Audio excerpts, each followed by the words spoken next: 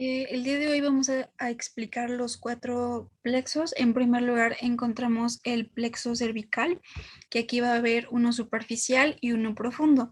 Dentro del superficial vamos a tener cuatro ramas colaterales. La primera, que es la rama mastoidea, que de aquí va a emerger el nervio mastoideo.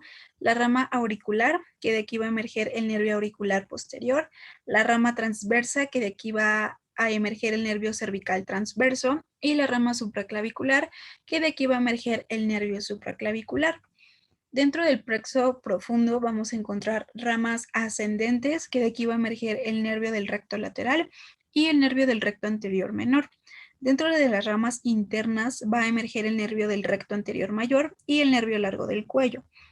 Dentro de las ramas externas va a emerger el nervio esternocleidomastoideo, el nervio del trapecio, el nervio del angular y el nervio del romboide.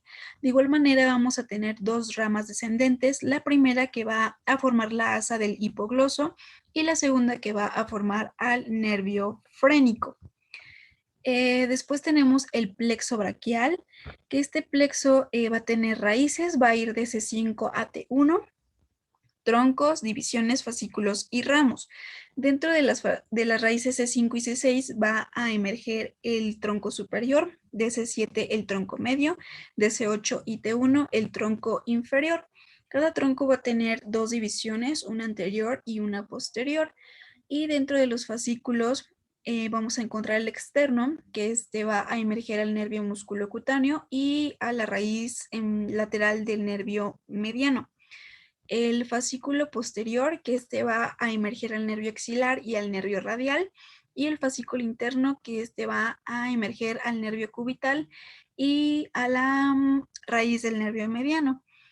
Después tenemos lo que son los ramos, que pues dentro del fascículo externo va a emerger el nervio pectoral lateral, el fascículo posterior, que de aquí va a emerger el nervio subescapular superior, medio e inferior, y el fascículo interno, que va a emerger al pectoral medial, al braquial cutáneo interno y al antebraquial cutáneo interno.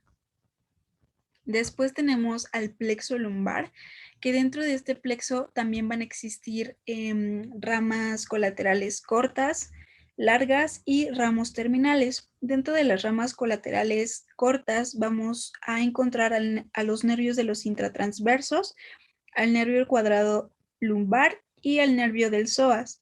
Dentro de los colaterales largos vamos a encontrar al nervio iliohipogástrico y al nervio iliolingual y al nervio cutáneo femoral.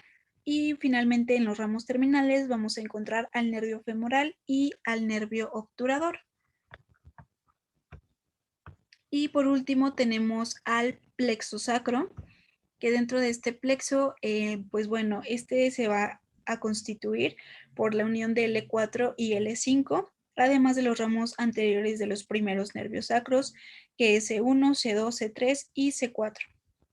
En primer lugar tenemos al nervio glúteo superior, que este pues va a salir de L5 a S1. El nervio glúteo inferior, que este va a emerger de L5 a S2. El nervio del músculo piriforme, que este va a emerger de S1 y S2. El nervio ciático, que este va a ser el más grande y voluminoso, que va a emerger de L4 a S3. También vamos a tener al nervio cuadrado femoral, que este va a emerger de L4 a S1, el nervio obturador interno y el gemelo, que va a emerger de S5 a S2, el nervio cutáneo posterior, que va a emerger de S1 a S3, el nervio cutáneo perforante, que este va a emerger de S2 a S3, el nervio pudendo, que este va a originarse de S2 a S4. También tenemos el nervio para el elevador del ano y del músculo coxigio, que este va a emerger de S3 y S4. Y finalmente la rama perineal del cuarto nervio sacro, que va a emerger de S4.